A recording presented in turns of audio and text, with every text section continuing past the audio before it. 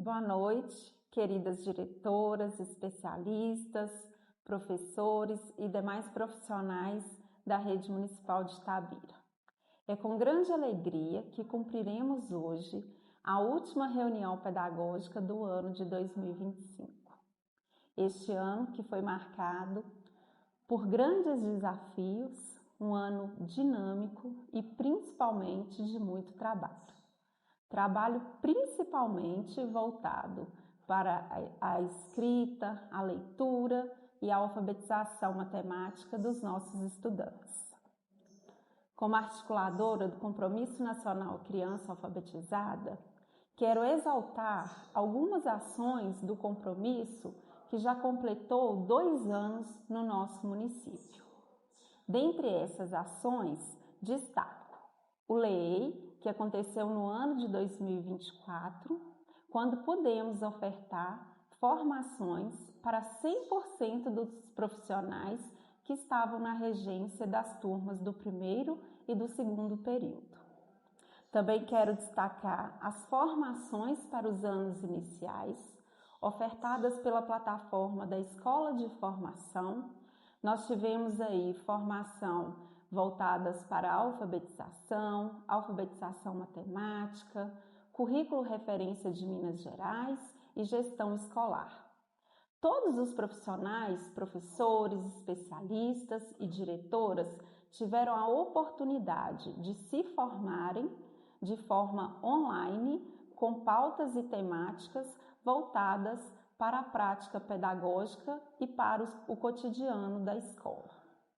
Outro ponto também importante da gente lembrar foi a instalação de cantinhos de leitura em turmas do primeiro e segundo ano do ensino fundamental. E não posso deixar de destacar e de lembrar o recebimento do selo ouro de alfabetização, que tivemos aí em 2024 o reconhecimento do MEC enquanto município que se destacou no estabelecimento de políticas voltadas para a alfabetização. Para 2026, o compromisso não para. E temos aí já organizado para o próximo ano o prosseguimento do LEEI, que agora é Pro-LEEI, porque virou um programa. Nós vamos oferecer formações não só para os profissionais da pré-escola, mas também para os profissionais da creche, aqueles que atendem as crianças de 0 a 3 anos. Ainda na perspectiva da educação infantil, teremos a ampliação dos cantinhos de leitura para todas as turmas da pré-escola. Para os anos iniciais, vamos ter as formações para os docentes do primeiro ao quinto ano, que já estão sendo organizadas pela Fundação Getúlio Vargas. E também vamos aplicar as avaliações previstas na plataforma do Compromisso Nacional Criança Alfabetizada. Essas avaliações serão aplicadas para todas as turmas do primeiro ao quinto ano. Todas essas ações, elas existem porque o investimento na alfabetização inicial é a única solução real para o problema da alfabetização remediativa, como bem disse Emília Ferreiro. Um grande abraço e boa live. Pode ir. Boa noite, profissionais da Rede Municipal de Educação de Itabira. É com muita alegria que utilizaremos nossa última reunião pedagógica do ano de 2025 para falarmos sobre a alfabetização. Nós temos 2 dias muito importantes que evidenciam a alfabetização. 8 de setembro, Dia Mundial da Alfabetização, e 14 de novembro, Dia Nacional da Alfabetização. E por que a alfabetização precisa ser evidenciada em todas as esferas? Porque a alfabetização ela é um direito e ela precisa ser concluída até o 2º ano do ensino fundamental. E para garantir esse direito, precisamos de práticas conscientes, consistentes na leitura e principalmente na escrita. E a proposta para hoje é assistirmos a 2 práticas pedagógicas que evidenciaram a leitura e a escrita. E essas práticas foram desenvolvidas utilizando as metodologias ativas, mas colocando o estudante como centro da aprendizagem. A Escola Municipal Esther Pereira Guerra desenvolveu o projeto Marketing Pessoal, Empreender para Aprender. Este projeto teve o objetivo de integrar leitura, escrita e tecnologias educacionais, estimulando os estudantes a desenvolverem o protagonismo, estabelecendo metas ao longo do ano de 2025. E esta escola representa todas as unidades que tiveram os seus projetos apresentados no selo Alfabetização. Outro projeto é o PALA, Projeto de Alfabetização e Letramento de Adolescentes. É uma iniciativa da Secretaria Municipal de Educação que atende adolescentes que estão em defasagem no processo de alfabetização. A utilização desses 2 projetos vem ratificar o compromisso da Secretaria Municipal de Educação e das escolas com a aprendizagem e a alfabetização dos alunos no tempo certo, seja no ciclo de alfabetização ou no ciclo complementar ou mesmo nos anos finais. Todo esse esforço se justifica porque ler e escrever são direitos que todo cidadão deve ter acesso. Um grande abraço a vocês e espero que aproveitem a live.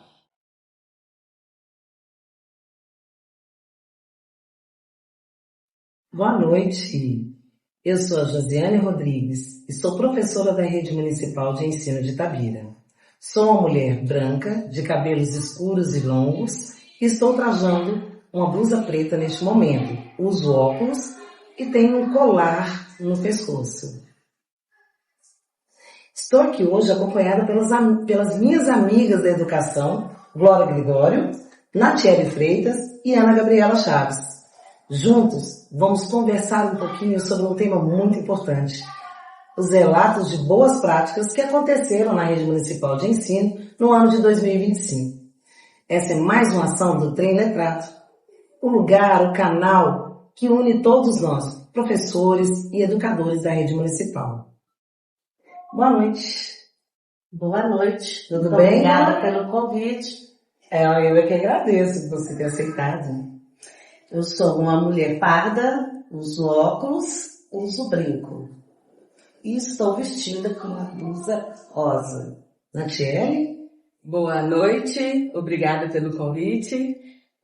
Sou uma mulher parda, alta, de cabelo anelado, uso um colar dourado, uma pulseira dourada e estou vestindo um vestido preto. Boa noite, eu sou Ana Gabriela, eu sou uma mulher parda, uso óculos de armação clara, estou com uma blusa branca, tenho cabelo curto e anelado. Então vamos lá, né? Vamos começar essa discussão desse tema, porque o ano de 2025, embora tenhamos tido vários desafios, mas foi um ano em que conseguimos aí alcançar muitas boas práticas em toda a rede, todas as escolas trabalhando aí unidas, né? Procurando melhor para os nossos alunos e tivemos até o selo, né, de boas práticas, né? Foi um momento muito importante para todos nós aqui da educação. E eu queria começar com você, Glória, falando de um relato de boas práticas que aconteceu, né, na escola onde você atua, e eu gostaria muito de falar sobre isso. Mas antes, eu vou falar para vocês o currículo dela. Olha o currículo da moça. Glória Gregório, professora e vice-diretora da Rede Pública Municipal de Itabira, mestrado em Recursos Humanos e Gestão de Conhecimento na Universidade de León, na Espanha. Chique, hein? Especialização em Tecnologias Digitais para a Sala de Aula, Unileia. Especialização em Inspeção Escolar, FACEL. Especialização em Planejamento, Implementação e Gestão da Educação à Distância, UFF. Especialização em Paideia Jurídica na Escola. Educação em Direitos Humanos, UFMG. Especialização em Pedagogia Empresarial. Aperfeiçoamento e Formação para articuladores do Programa de Inovação Educação Conectada, aperfeiçoamento em formação Brasil do projeto UCA-UCA, UCA. Aperfeiçoamento e formação continuada de conselheiros escolares, graduada em pedagogia. Nossa, tem que vir chegou aqui na graduação, né? Olha, de peso, né? Bom, e aí? Conte-nos como foi essa prática. Essa prática surgiu da ideia de Jorge, né, um especialista. Então, especialista, porque ele aposentou, ele me convidou para preparar uma aula que os meninos fossem protagonistas do aprendizado deles. Então, ele ia apresentar os gráficos de desenvolvimento da leitura e escrita na sala de aula e eu deveria preparar uma aula para que fossem apresentados esses gráficos. Então, fiquei sem saber como que eu faria isso. Fui procurando meus estudos e encontrei uma coisa muito interessante. Marketing pessoal. O marketing pessoal está falando de ações no mercado. E pessoal é a pessoa. Eu agindo no mercado. Então, para isso, eu preparei uma aula e fui instigando as crianças, perguntando para elas o que elas queriam ser quando crescessem, qual a profissão que queriam ter. E fui instigando e falei assim, olha, para chegar lá nós temos que criar o quê? Metas. Então, fui passando para eles, que para eles desenvolver essa leitura, melhorar essa leitura e essa escrita, eles teriam que criar uma meta de desenvolvimento, que seriam 3 aulas no máximo. Mas Jorge gostou muito, as especialistas também, as coordenadoras, e acabou envolvendo todos os professores da escola. E qual é a escola, Glória? Esther Pereira Guerra. A escola. Inclusive, Um abraço pro Jorge, né? Jorge é um professor, é um coordenador amado por todos nós, respeitamos muito, uma pessoa muito, muito iluminada. Um abraço, viu, Jorge? Inclusive, acabou envolvendo a professora de biblioteca, porque essas crianças fizeram uma meta de fazer leituras por semana. Na outra semana, eles tinham que digitar essa história, né, o resumo dessa história no arquivo. Então, deu para a gente ir acompanhando o desenvolvimento deles, tanto da leitura quanto da escrita. E realizamos essa semana a finalização, né, com a criação dos gráficos. Cada um criou o seu gráfico, cada um analisou o que ele conseguiu alcançar no decorrer do ano. Primeiro assim, eu gostaria de fazer uma pergunta. Por que marketing? A palavra que você escolheu foi marketing para trabalhar com as crianças. Porque na hora ele tinha que se encontrar ali no meio. Então, para que essa criança se sinta protagonista, eu passei para eles o significado da palavra, o que era, porque na verdade o marketing pessoal fala como eu quero ser conhecido no mercado, qual o diferencial que eu vou apresentar. Só mudei a linguagem, porque é para crianças, para eles mostrar o que eles queriam, né? O que eles sonhavam para ter um sucesso. E a partir disso, a criança começou a se conhecer também, né? Exatamente. Ali eles primeiro colocaram o sonho deles, né? Inclusive teve um menino que falou que queria ser jogador, mas jogador não precisaria estudar. Mas um outro falou assim, não, na minha escolinha de futebol tem que estudar para estar participando das aulas. Então eles foram criando aquela vontade de chegar lá onde eles querem. E um ponto interessante, né, que eu vejo aqui, que eu gostaria de trazer aqui para a discussão, é que houve espaço para debates, né, para conversar. O coleguinha fala uma coisa, o outro emite uma opinião, e essa presença de reconhecer o lugar do outro, de ouvir o lugar, a fala que o outro traz, a história que o outro traz, também amplia muito, né, esse campo deles se conhecerem, né, e respeitar essas alteridades, não é isso? Isso. E a interação também, né, porque apareceram várias profissões. E eu fiquei até impressionada que tem várias crianças que querem ser professoras, né? Olha, gente, aparecendo jogador de futebol, cantor, ator, né? Artistas em geral. Mas na hora que eu falei, eu quero ser professora. Gente, que lindo! Sinal que nós continuamos aí com o nosso compromisso, né? Damos bons exemplos. Bons exemplos, isso aí. Outro detalhe, assim, que eu fiquei pensando. Eu imaginando esses meninos traçando as metas relacionadas à leitura. Sabe como que era isso? Era uma meta semanal? Era semanal. Semanal.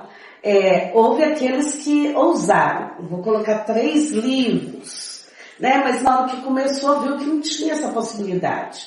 O que eu achei interessante também foi tia, eu não consegui ter um livro para ler. Eu posso colocar o que eu li da Bíblia? Claro. A leitura, ela cresce de qualquer que seja. Sim. Então ele tinha esse espaço para ler a Bíblia, ele leu a Bíblia e fez o resumo do que ele viu na Bíblia. E é isso mesmo, né, gente? A leitura... O letramento que a criança tem na família, né? Na família.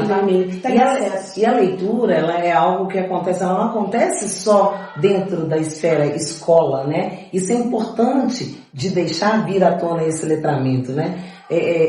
A leitura, nós somos cercados pelos textos, né? Em diversas modalidades. A gente chama de textos multissemióticos, né, gente? E as tecnologias estão aí nos mostrando também que a cada dia surgem mais, né? De acordo com essas vivências que esses meninos têm fora da escola. Então é muito bem-vindo que venham, né, essas experiências, né? Consolidando. Me conta agora. E a construção do gráfico? Então, na verdade, as professoras fizeram a avaliação, né? Porque envolviam todas as professoras do 3º, 4º e 5º ano e a professora de biblioteca. Uhum. Então, à medida que elas faziam a avaliação, os gráficos eram passados para mim. Eu criei as tabelas e para eles depois finalizarem o gráfico. Então, na hora que eles fizeram o gráfico, eles ficaram apaixonados com a possibilidade dele mesmo criar. Então, eu falei assim, não, tia, tem que ter mais aula de gráfico. E antes que eles fizessem, eu fui explicando, olha, vamos analisar o gráfico. Eu fiz um aluno fictício e fui trabalhando esse aluno com eles.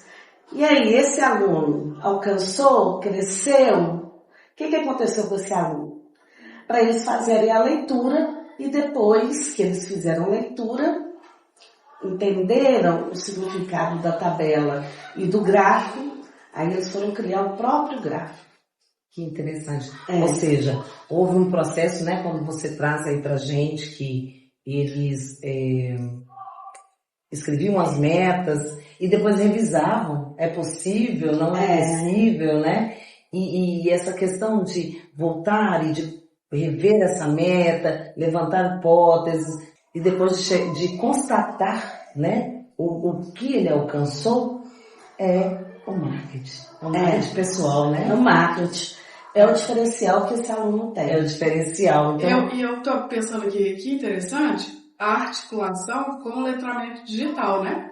Com o pensamento computacional na criação dos gráficos, né? A cultura digital de analisar os dados, né? E também a escrita digital, porque a gente tem quase que, sei lá, inconscientemente, o pensamento de que escrita é só manual. Sim. Né? E a escrita no computador, ela também desenvolve o sistema alfabético, né? E às vezes pode trazer até mais facilidade para a criança. Eu estou pensando em, por exemplo, que meu caso que tem dislexia, né? Até eu ganhar no computador, era muito difícil para mim escrever à mão, até hoje é. Uhum. Mas no computador o texto fluía, né? Porque voltar e apagar e rever, né, o que você escreveu, fica muito mais tranquilo, é um processo muito mais tranquilo que na escrita à mão, né? No meu processo de escrita sempre foi. E eu vejo que também, além dos recursos de acessibilidade que às vezes pode ter ali no computador, né? Para criança. Por exemplo, marca em vermelho, quando está escrito errado, aí o aluno vai lá e pergunta o que é. A professora dá uma lida o que você escreveu. Entendeu? Igual, por exemplo, a menina escreveu, ela queria escrever segunda etapa. Ela escreveu F, E com secunda, né? Trocou o G pelo C. Aí apareceu o risquinho embaixo. Ela falou assim, tia, o que está errado aqui, ó? Dá uma lida o que você escreveu. Ele mesmo descobriu o que ele escreveu errado, que eu acho que é um processo importante. Por isso que eu pedi até as professoras, não corrijam, deixam que eles descubram onde errou. E eu no início também não gostava não, porque chegar no final ele vê o tanto que ele evoluiu. Nossa, eu escrevi secunda, agora já está escrevendo segunda. Isso. E essa geração é uma geração digital, né? Então, é um mundinho que eles vivem. Então, torna ali o aprendizagem também mais satisfatória, né? Eu falo que a tecnologia é a grande sereia da educação. Porque automaticamente a criança já fica atraída pela aula de informática. Sim, então, os profissionais têm que aproveitar essa atração que tem. Porque os meninos aprendem brincando, sem perceber que é aquela coisa fadonha. Não fazer cópia, não, é ruim, vou ter que fazer cópia de tantas linhas e tal. Não, lá ele está digitando, é um processo contando a história dele natural, sem preocupar quantas linhas, se errou, se acertou, mas dando fluidez o pensamento dele ali na hora. E a sua proposta para eles foi de escrita autoral, né? Então, então assim, eu tô assim, imaginando replicar isso para eles, sabe? Pensando nesse potencial, né? Porque eu vejo o uso do laboratório de informática com jogos, que é muito importante, não jogos, né, de matemática, para desenvolvimento de raciocínio, mas essa parte do letramento digital, do uso dos recursos, dos softwares, para os meninos, né, terem esse domínio, saber como criar um gráfico, saber como criar uma tabela, saber como corrigir um texto, saber como formatar, é algo que eu ainda vejo muito fragilizado na rede. E isso alinhado ao processo de ensino sem que seja maçante para a criança, né? Uma coisa que a gente precisa de retomar aqui é a questão da BNCC, porque a BNCC hoje ela traz as habilidades e competências que estão relacionadas com o uso das tecnologias, né? Isso, ela é bem transversal, né? Ela deve perpassar por todas as disciplinas. Então E tem a BNCC computacional também. BNCC computacional e que deve ser integrada ao currículo municipal, né? Essa aí é uma falta que eu estou sentindo, que ela seja integrada no currículo. E ela pode ser também, a informática educacional, ela pode ser aplicada de outra forma. Por exemplo, eu como professora no Cornélio Pena, eu trabalhava em parceria com o professor. Ela ficava com a metade da turma e eu ficava com a outra metade da turma. Para aquele grupo que eu estava, o primeiro grupo eu trabalhava um determinado conteúdo e com o segundo grupo eu trabalhava outro conteúdo. De forma que eu estava dando uma complementação que o professor está na sala de aula. E isso, né? e isso vem assim, é muito bem-vinda essa discussão aqui entre nós, porque há uma diferença, né, igual você trouxe, que hoje as crianças são digitais. Realmente elas são digitais. Mas o que será o conhecimento dela dentro do ambiente digital? Né?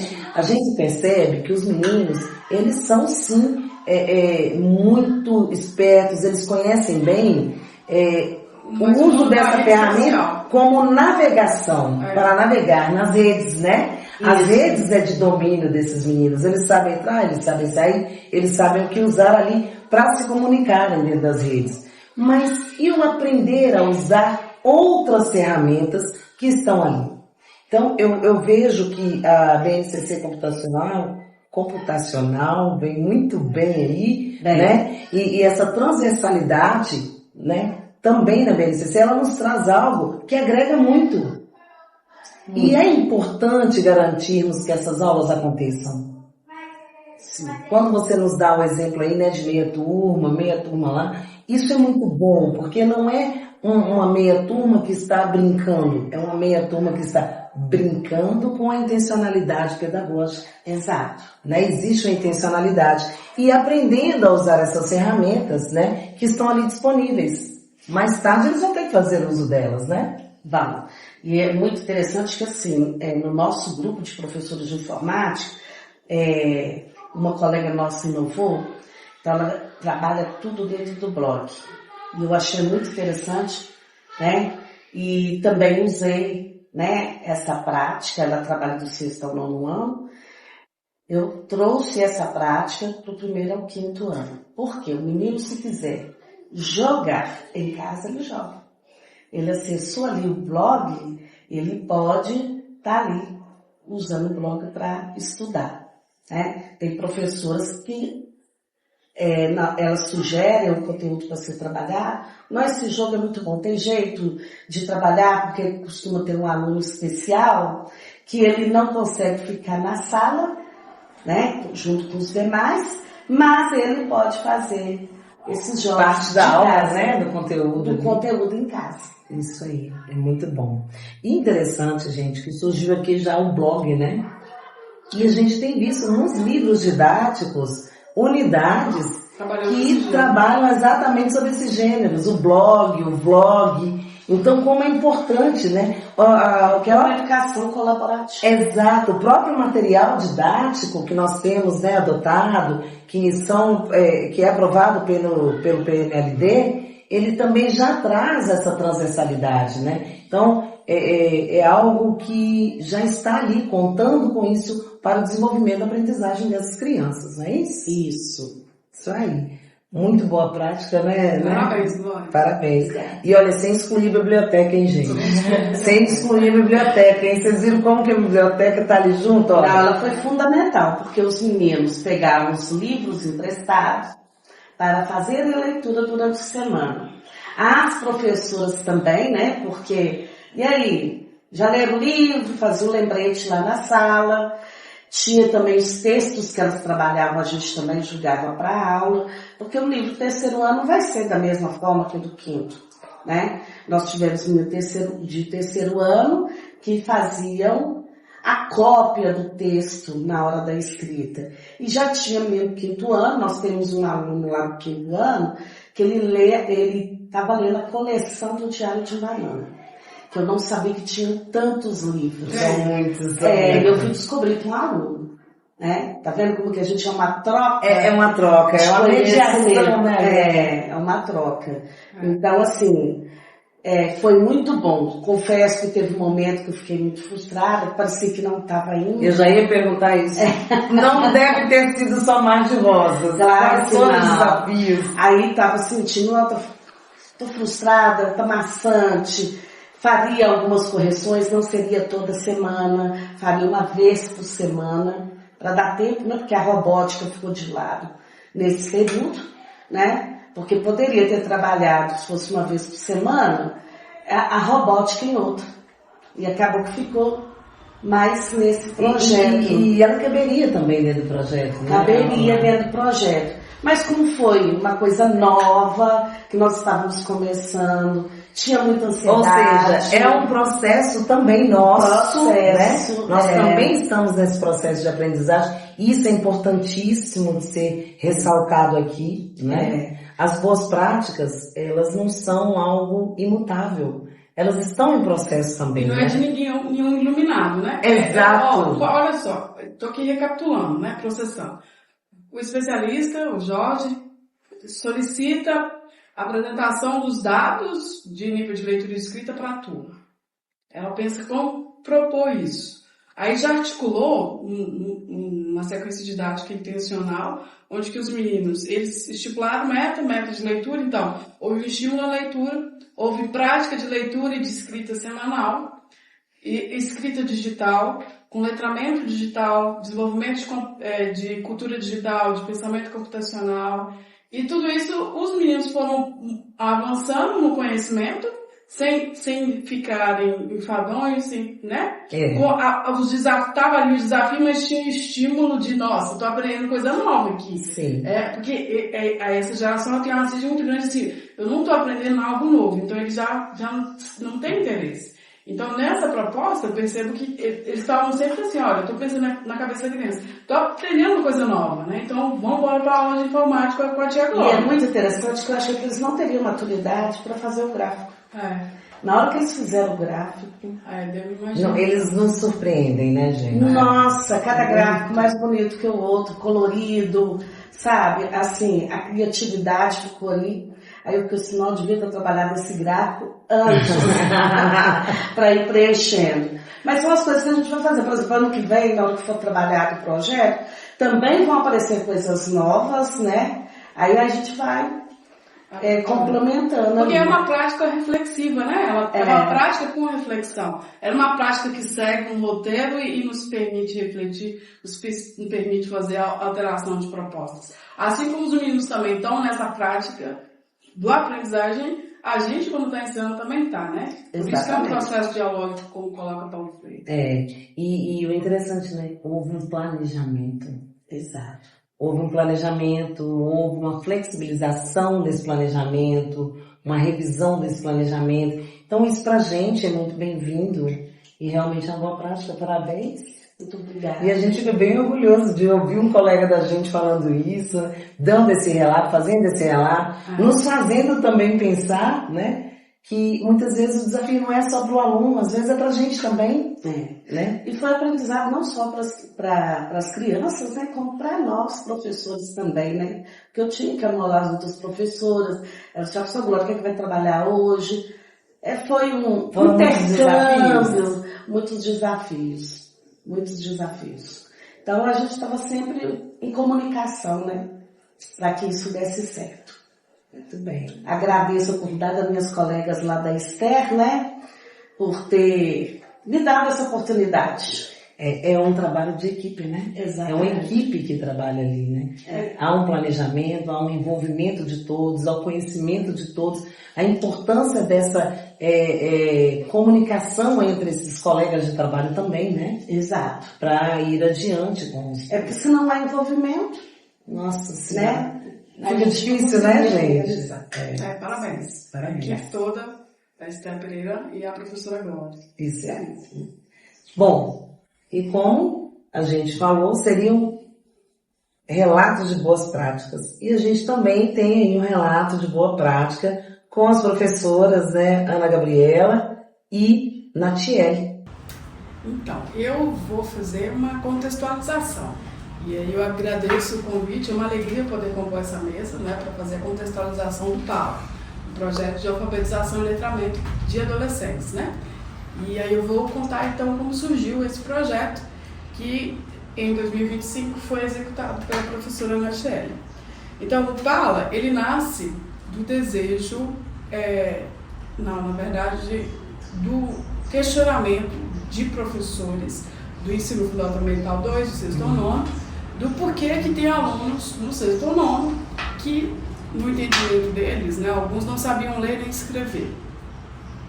Então, um movimento da equipe de alfabetização e letramento em escutar esses professores, porque esse número significativo de estudantes que de fato está no ensino fundamental 2 e que às vezes, infelizmente, avança para o ensino médio sem, né, concluir o processo de domínio, né, do sistema de escrita alfabético e também ter uma leitura fluente, é um número significativo, é um dado preocupante.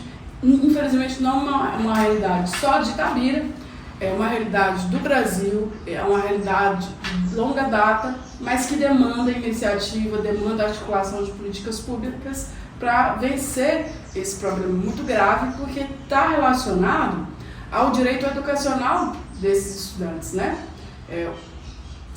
Ler e escrever com competência é a porta de entrada para todos os outros direitos. Sim. E antes disso é a porta de entrada para o domínio de todos os outros conhecimentos que a escola oferece, né? Então a criança, se ela não tem um bom desenvolvimento na leitura e na escrita, ela vai ter muita dificuldade também nos outros componentes curriculares, né? Porque a nossa língua portuguesa ela atravessa todas as áreas de conhecimento. Então é isso. Então, como que as professoras da equipe de alfabetização e letramento, a Josiane e a professora Ana Lúcia, elas resolveram pegar, vamos entender como é que isso está acontecendo, porque isso é grave. Então elas pegaram... E a gente teve, perdão pelo corte aqui, né, mas a gente teve um apontamento muito preciso das coordenadoras de língua portuguesa, né, do Ensino Fundamental 2, que nos trouxeram, porque nós estamos atuando na alfabetização e letramento, nas séries iniciais, e, de certa forma, não atuamos ali diretamente com os professores do Fundamental 2. Mas essa observação dos professores foi trazida para a Secretaria por meio do olhar de professores sobre resultados do SAEME, né? E do olhar dessas coordenadoras, que é a Valquíria e a Ana Lídia, né? Trouxeram essa questão e ela foi discutida. Então, realmente assim, esse aluno é alfabetizado, não está alfabetizado, né? E daí começamos a pensar, né? Isso. Esse processo. Porque quando está no sexto ano, a formação é especializada naquela área do conhecimento. Perfeito. Então não tem o entendimento dos níveis de leitura e escrita. E às vezes até quem está nos anos iniciais ainda não tem esse entendimento, porque essa proposta de compreensão, ela é recente, né?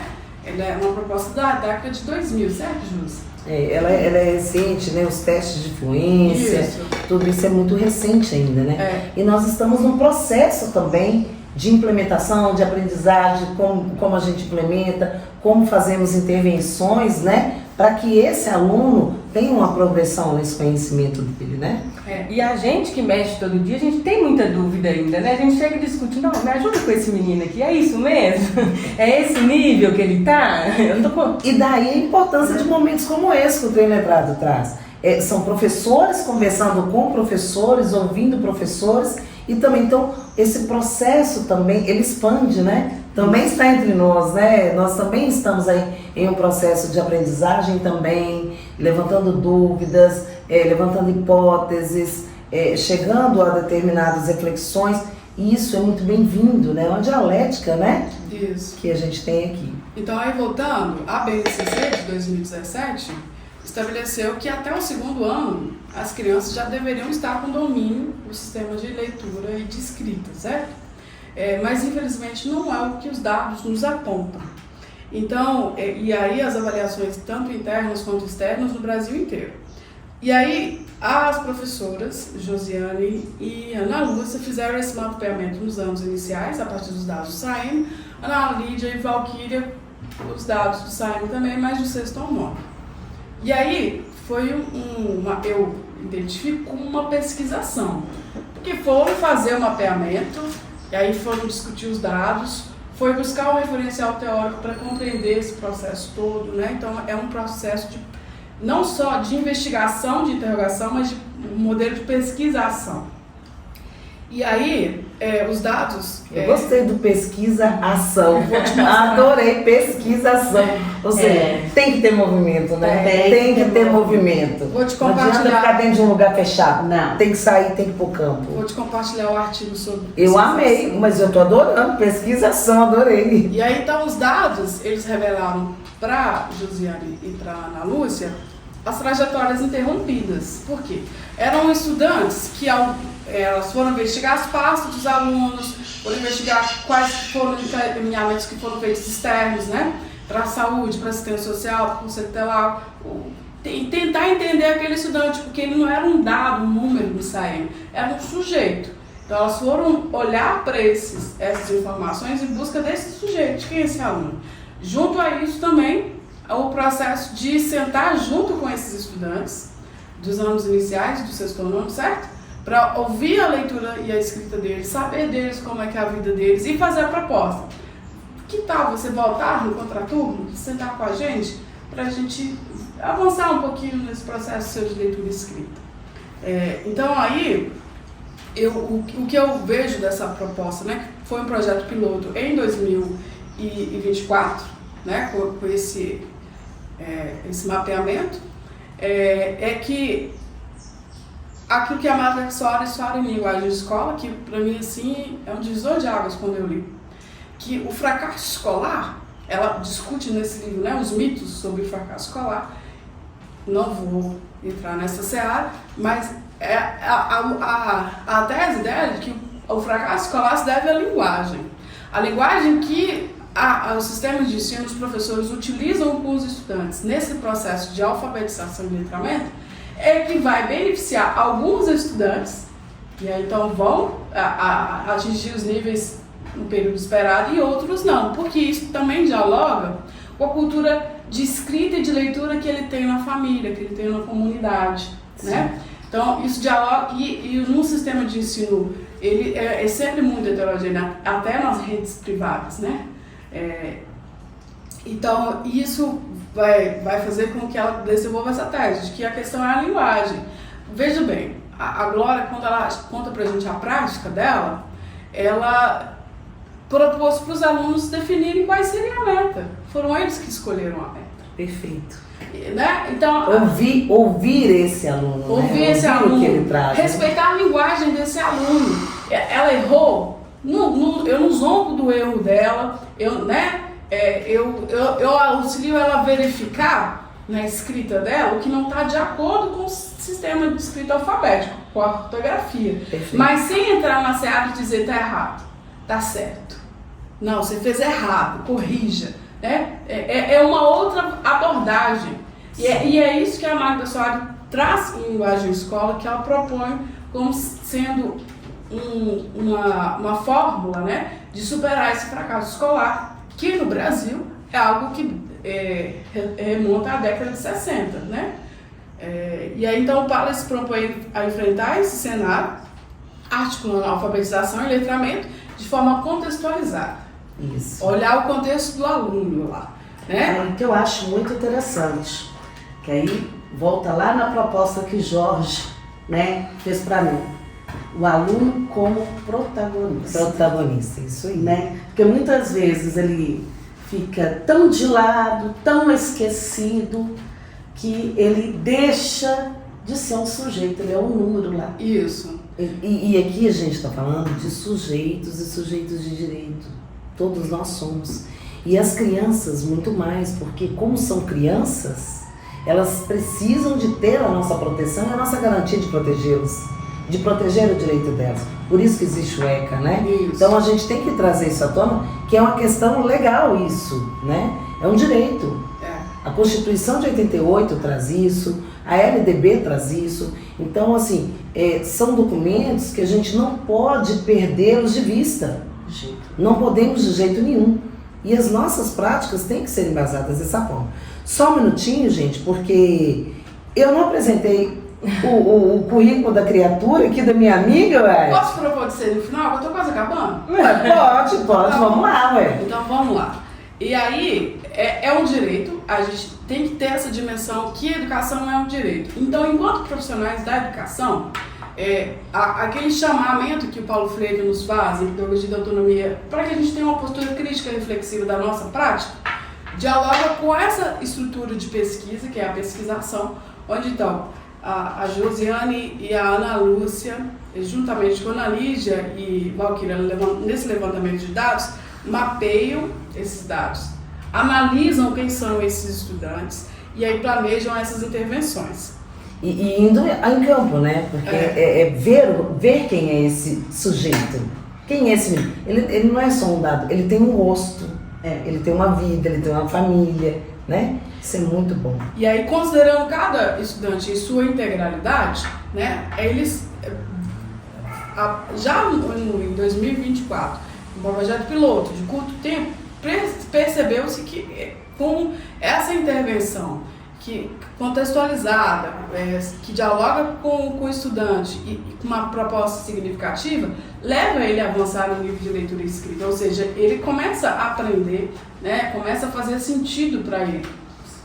E aí, por isso, em 2025, a equipe de alfabetização e letramento se organizou para a manutenção desse projeto.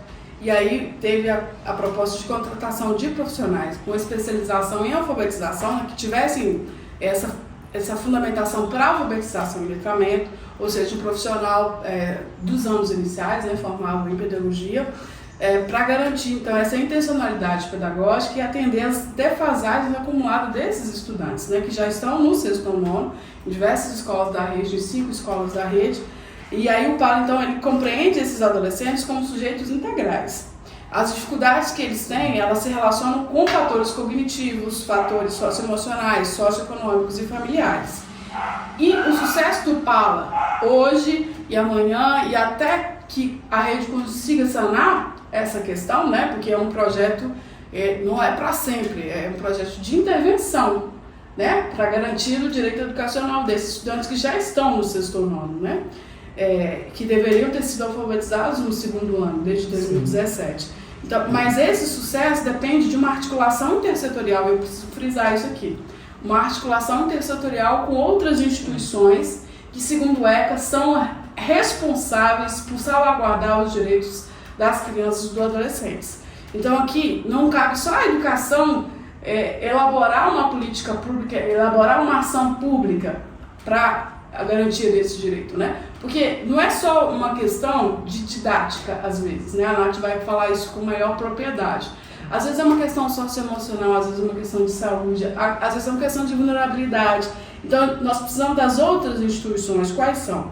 Da saúde, assistência social, o Conselho Tutelar, a Promotoria da Infância e Adolescência. Para quê? Também enxergar esses estudantes como sujeitos integrais e sujeitos de direito. Sim. E fazer o que compete a cada um para a garantia, para a salvaguarda desses direitos. Né? Não compete só a educação salvaguardar o direito de aprendizagem. Não compete somente a família, né? Somos todas essas partes unidas que garantimos e asseguramos esse direito da criança. Está bem colocado no artigo 4º do ECA. Isso aí. Que é o artigo 5º da Constituição. Então, aí o PALA, para encerrar, ele é um compromisso ético e legal da equipe de alfabetização e letramento com direito à aprendizagem. Até arrepiei. A gente arrepia mesmo. Alfabetizar nos anos iniciais não é favor, não é ajuda, não é compadecimento, não. É garantia de direito. Né? Alfabetizar esses adolescentes. Garantia de direito. E efetivar isso é uma responsabilidade do poder público, da escola e da sociedade, todas essas outras instituições que eu falei, né? Então, para assegurar que esses adolescentes avancem as suas trajetórias escolares e também trajetórias enquanto pessoas, enquanto cidadãs e cidadãos, para que eles possam se desenvolver com autonomia e criticidade, para que eles possam inserir no mercado de trabalho, que é competitivo, nós vivemos uma sociedade capitalista, que eles possam, então, participar desse mercado de trabalho, para que eles possam avançar nos estudos, um curso técnico, uma faculdade, né? Eles precisam ter esse direito fundamental garantido para construir seus projetos de vida com dignidade. Então, esse negócio é muito sério. Sim. E eu sempre admirei essa proposta, e aí eu agradeço a Josi, a Ana Lúcia, a Valquíria e a Ana Lídia por ter iniciado esse projeto piloto, assim como eu agradeço a Natiele por ter conduzido a execução desse projeto esse ano, de forma muito excepcional, né? Com resultados muito significativos que você vai contar pra gente. Isso. Gente, então eu vou ler o currículo da nossa amiga aqui. Ana Gabriela Chaves Ferreira, coordenadora da pedagógica na Rede Municipal de Itabira, mãe solo, atípica, formada em Ciências Sociais pela UFMG, licenciatura e bacharelado em Pedagogia pela UFOP, né? Atuou como professora de Sociologia na Rede Pública Estadual, tem formações nas áreas de ensino de Sociologia, Educação e Direitos Humanos, Educação Integral e Educação Inclusiva. E é jardineira nas horas vagas. Eu adorei ver se é jardineira nas horas vagas, porque eu falo que a nossa profissão de professor, tem hora que a gente diz assim, eu tenho hora vaga? Eu me pergunto assim às vezes, eu tenho hora vaga? Cultivar um jardim. Cultivar um jardim é um texto que eu li de Rubem Alves uma vez, que eu não me lembro o nome do texto mais, mas é fácil de achar, né? Só buscar no Google. Cultivar um jardim é uma forma de me obrigar a ter uma hora vaga pra mim, sabe? Porque eu vejo as plantinhas novas precisando de cuidado. Aí quando eu vou dar um cuidado pra elas, quem recebe sou eu. Porque eu relaxo um tanto quando eu mexo com as plantas, com a terra. É muito bom. Eu fiquei assim pensando assim, gente... Mas eu acho que tem mais professores que se identificam comigo e que também devem ter assim, nossa, jardineira nas horas vagas. Foi muito bom ter lido isso.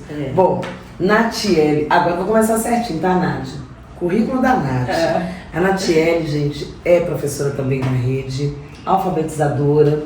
Ela tem graduação em Pedagogia, pós em Educação Especial e Neuropsicopedagogia e atua como professora nos anos iniciais desde 2013 na rede pública. Quero agradecer o convite, estou muito feliz de estar aqui. O PALA esse ano para mim foi um grande presente, foi um ano de aprendizado pessoal mesmo.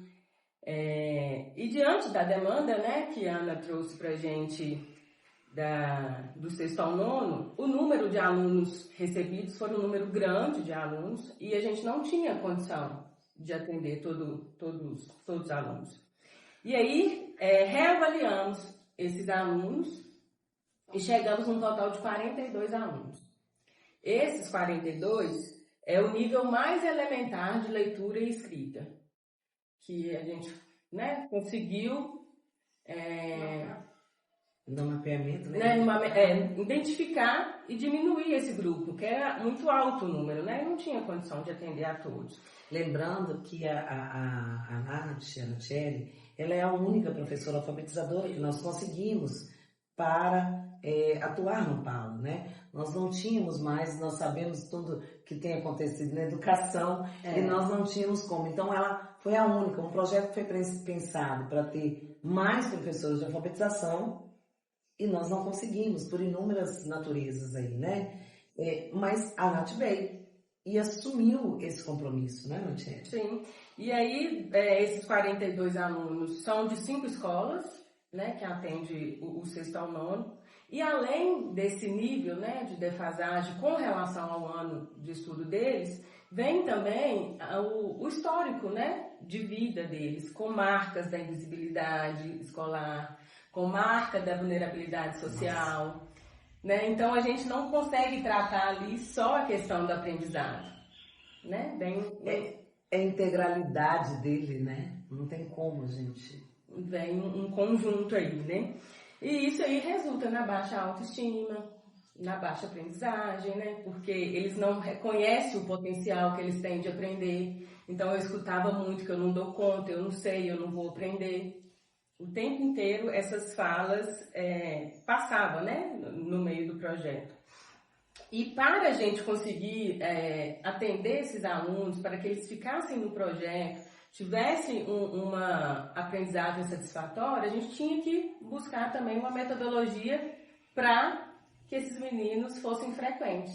Uhum. E aí fomos lá na ludicidade, né? Trabalhamos com jogos feitos pela equipe, a caixa do PNAE que nós trabalhamos, fizemos também a leitura, o áudio da leitura e mostrando sempre para eles, olha, essa leitura você conseguiu ler 12 palavras em 1 minuto. No próximo mês já tinha lido 20, 30 e eles ficavam, não, realmente eu consigo, eu dou conta. Então, esse avanço e mostrar para eles o avanço deles todo, né, frequentemente, isso para eles era o gás, né? O combustível para eles estarem ali e continuar. Não, eu vou permanecer porque eu consigo, eu dou conta. E aí utilizamos, né, de jogos, de metodologias mais leves, né? E para ser um momento também produtivo. Além de ser leve, teria que ser produtivo. E além de conquistar, né? Porque eles estavam voltando contra turno, né? Sim, a maioria. E isso também é um desafio, né? É um dos nossos desafios, né? Atendemos no turno e no contraturno, né? De acordo com a demanda da escola. E aí, graças a Deus, a gente teve aí um avanço expressivo, né? Não é significativo, acho que foi expressivo, que foi muito bom. Você tem pra gente dados sobre isso? Né? Temos. Dos 42 alunos, a gente, 28% só não conseguiu ter um avanço significativo. Mas esse não avanço por outros fatores, né? Uns pela infrequência. Tem outro desafio que nós temos, né? Não só na frequência do Projeto PALA, mas também dentro da sala de aula, né? Ali, nós enfrentamos essa realidade de frequência de alguns alunos. Na adolescência é pior. Né? Pior, bem lembrado. Já tem uma certa autonomia do querer e E isso dificulta mais. A vergonha de estar voltando, né? Porque aconteceu muito isso, do outro amigo falar, você está participando de um projeto de alfabetização, você já é um rapaz, já é uma moça. Então eles têm essa vergonha, esse receio de estar indo para o Pala, porque é um projeto de alfabetização. Então eles têm esse receio. Então tem o problema, né, da infrequência e tem o problema de um outro profissional, né? Foi o que a Ana falou, que a gente precisa de estar próximo da gente, né? Porque tem a questão social, tem a questão do conselho Não, tá tudo bem. Então, vamos lá na frequência. Então, os dois fatores, né, que prejudicaram aí o avanço desses 28% foi a infrequência e os outros profissionais que a gente precisa de estar junto, né? Educação. De outras esferas, de né? outras esferas. Articulação intersetorial, né? É isso. Porque isso é muito comum, né? Na verdade, na nossa sociedade, né? A educação é a panaceia, resolve todos os problemas, mas ela que luta sozinha, né? Exato. O que cabe à assistência social de prover amparo para as famílias, e sobretudo crianças e adolescentes que estão em vulnerabilidade social, a sociedade não cobra, mas cobra da educação se aquele aluno ele evadiu porque ele não estava aprendendo, porque ele não estava frequente. Mas o conceito tutelar, ele foi efetivo no acompanhamento da infrequência desses alunos, da comunicação que as escolas fazem eficaz. A promotoria, ela acompanhou de fato o trabalho do Conselho Tutelar para garantir a frequência desses estudantes, para garantir a assistência social às famílias que são responsáveis pela frequência desses estudantes. Se as instituições, a assistência social e a saúde, foi atrás do que leva a essa infrequência, do que leva a essa dificuldade de aprender, porque às vezes tem situações de dificuldade de aprender. E essas instituições, essas outras áreas que também são responsáveis pelos direitos desses estudantes, estão garantindo esses direitos? Ou a nossa sociedade só cobra da educação garantir direito? É a fala que a gente escuta muito, né? Esse menino não aprende. Ele não aprende por quê? Então a gente tem que buscar o porquê que ele não aprende. Essa expressão, ele não aprende, ela é dura demais, né? Dura. Como assim não aprende? Toda criança e se fala na frente dela, vai ficar com a autoestima lá embaixo. Exatamente. Né? E tem pais também que acham que a escola é obrigada a tudo. Né? E na verdade é uma obrigação compartilhada. Exatamente. E é interessante quando a gente traz essa questão, né, de outros setores, de outras esferas atuarem ao lado da educação na garantia desse direito, porque às vezes as pessoas acham assim, mas nós já pedimos para a família levar para um psicólogo, nós já pedimos para a família, pedimos encaminhamento para um terapeuta ocupacional, mas vamos ser sinceros, são questões muito caras. A família vai passando isso, sabe? Um E psicólogo. vocês nem acham aqui dentro de Itabira profissional para isso. Tem pais que falam assim, olha, eu estou precisando de um neuro, aqui em Itabira eu não estou conseguindo. Ele está procurando em outro município. Agora você imagina, a maioria das consultas com neuro é particular. Sim. E isso também é uma questão que a gente tem que trazer, que ressalta a importância de ter o envolvimento de outros setores, né? A responsabilização desses outros setores pela sociedade. Também. Né? Porque, veja só, em tratando de política pública, as coisas avançam com cobrança, porque é uma disputa de interesse de onde vai ser investido, né, a renda do município, do estado, do país. É uma disputa pública. Mas a sociedade, não só a itabirana, a sociedade quase que mundial, que cobra da educação a resolução de todos os problemas das sociedades. Mas só da educação. Por que não se cobra da saúde, nas 3 esferas, federal, estadual e municipal, a organização para oferta de serviços de avaliação e reabilitação? Né? Terapia ocupacional, psicólogo, neuropediatra. Por que não se garante essa oferta? De avaliação e acompanhamento até a alta de reabilitação desses estudantes. Porque às vezes a criança precisa só de uma fono. Sim. O acompanhamento com uma uma fonte, ele vai ter alta, não vai ser a vida toda. Às vezes vai ser, às vezes isso não é vai. a questão da saúde. É a questão da saúde. É a saúde que tem, né? Agora, a família tem situação de vulnerabilidade. Por N questões.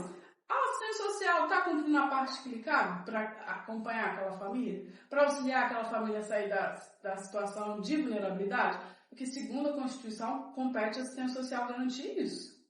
Compete. Né? Ou, se o assistente social está fazendo isso, onde o gargalo está parando? Onde está parando ali no gargalo? Isso tem que ficar muito evidente mesmo. Então, é o que a gente começou falando. É um direito. Não é caridade, é direito. E o direito deve ser dado porque as crianças são sujeitas. E nós devemos protegê-las, né? Como você bem disse, o ECA deixa isso bem claro também pra gente. Isso. Né? Deixa eu só para finalizar aqui, que eu esqueci de falar uma coisa, como diz, voltando ao assunto do não aprender, eu sempre escutava lá nas minhas aulas, e tem um relato, como diz, emocionante de uma aluna do 8º ano, que ela escreveu até na avaliação do projeto, que ela achava que ela nunca ia conseguir ler. Ela nunca aprendeu a ler.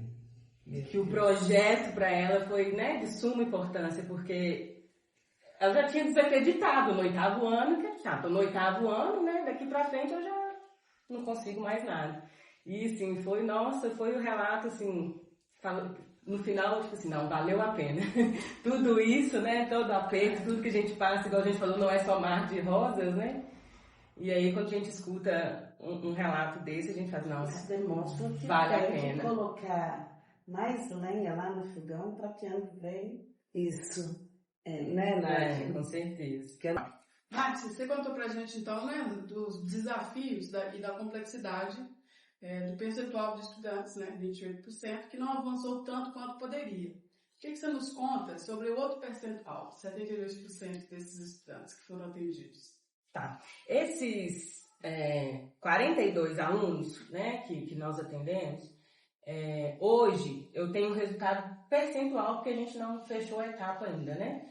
Mas desses 42 alunos, eu tenho 25 hoje já no nível alfabético de escrita, e o nível, né, que a gente teve aí um avanço maior, que o foco também foi maior, que é o nível de leitura. Hoje a gente tem 21 alunos leitor iniciante. De alunos que estavam em nível elementar. Elementares.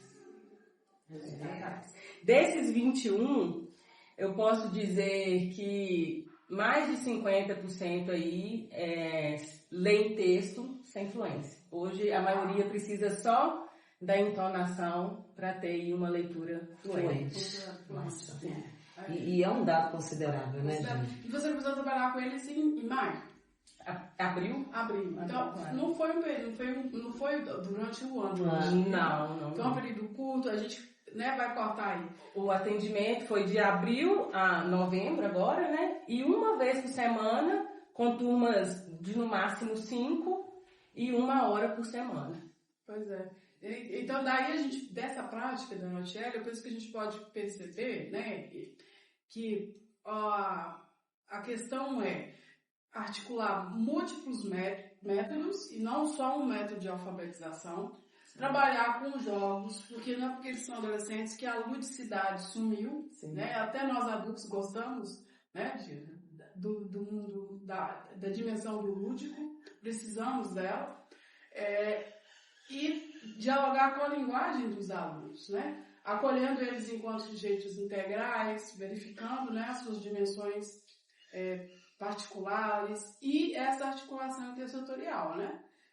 E sim, tenho certeza, né, que do número de estudantes que a gente identificou, salvo engano, 163, você atendeu apenas 42. Né? Então, assim, precisamos de mais profissionais com a mesma proposta metodológica, porque é uma proposta de pesquisação, então tem uma prática reflexiva, né? Junto com a equipe você discutia as intervenções. Sim. Vocês elaboraram jogos, né? Então, assim, não foi... Peguei um livro e executei uma Exato. A gente percebe que houve um trabalho para uma adequação, né? E isso é importante. Uma outra coisa que ficou assim, que eu fiquei pensando, né? A gente sabe dessa realidade, mas eu acho que é bom a gente ressaltar isso. A Natiele falou que ela trabalhava uma vez por semana. E 1 hora. 1 hora. E nessas 5 escolas, então, ela ficava ali com a mala viajante, né? Em 5 escolas ali, atendendo esses grupos. Então, a gente vê que quantas horas foram de trabalho? E conseguir um resultado. Pra esse avanço, E alcançou né? esse avanço. Então, realmente precisa-se de pensar em formas de termos mais profissionais, alfabetizadores, né? Atuando aí com esses alunos do Ensino Fundamental 2, para que eles também consigam essa progressão nas habilidades de leitura e escrita, né? Sim. E pensar em trazer esses profissionais também que a gente precisa, né? Para estar nos apoiando, para estar junto. Isso mesmo. Parabéns, Nath. Obrigada. Parabéns. Gente, eu parabenizo a todos vocês. É um orgulho tremendo quando eles falam assim, José, você vai mediar essa mesa. Eu fico assim, meu Deus, conversar sobre educação é algo muito difícil para mim, porque é algo que está na carne, né? A gente sente ali. Mas eu fico muito feliz de ver o trabalho e de ver que esse amor, que essa dedicação, né? Porque a gente não trabalha só por amor, a gente também precisa de ter o nosso trabalho, mas há uma dedicação muito grande. Fico muito feliz de saber que mais profissionais também são assim. Os profissionais que estão lá na escola nesse momento de módulo também fazem parte desse movimento de compromisso, né? É muito gratificante fazer parte dessa rede. E agradeço muito a presença de vocês por compartilharem conosco essas boas práticas. Eu quero agradecer também a Ana, né, que esteve juntinho de mim aí esse ano. Ana Lúcia. Tem a outra Ana. Ela, né, esteve juntinho de mim aí durante o ano. Foi minha parceira mais próxima. Grato pelo convite, né, de ter me presenteado aí com o Pala esse ano. E as escolas em si, né, direção, pedagógico, por ter me aceitado, né, como Josi disse, eu fui viajante durante o ano, passei por 5 escolas e eu quero agradecer, né, a todo o apoio. Isso aí. Renata, Conceição, a gente também manda um abraço para vocês, é da equipe também de alfabetização e letramento, elas também nos acompanham, né, acompanham o nosso trabalho junto, é muito gratificante fazer parte da equipe junto com vocês. Muito agradecida pelo convite, foi um prazer estar aqui no Trem Letrado. Agradeço também e agradeço as minhas parceiras lá da Esté Pereira por ter ajudado, né, a chegar, a alcançar essa premiação nesse final de ano. Isso é muito importante, né, gente? Isso. Acontece muito aqui na rede. A gente sabe de colegas que estão aí trabalhando e estão também alcançando ótimos resultados. Bom, Trem Letrado, então, vai despedir de vocês nesse momento e desejando que todos cheguem ao final do ano bem, porque nós também precisamos de atenção, nós professores, né? Foi um ano muito pesado, mas a gente sobreviveu e estamos aí trabalhando e lutando juntos. Um grande abraço. Lembrando que o Trem Letrado é um canal que é espaço de professores. Professor conversando com o professor fazendo reflexões com outros profissionais da educação. Então é um espaço onde vocês todos são muito bem-vindos.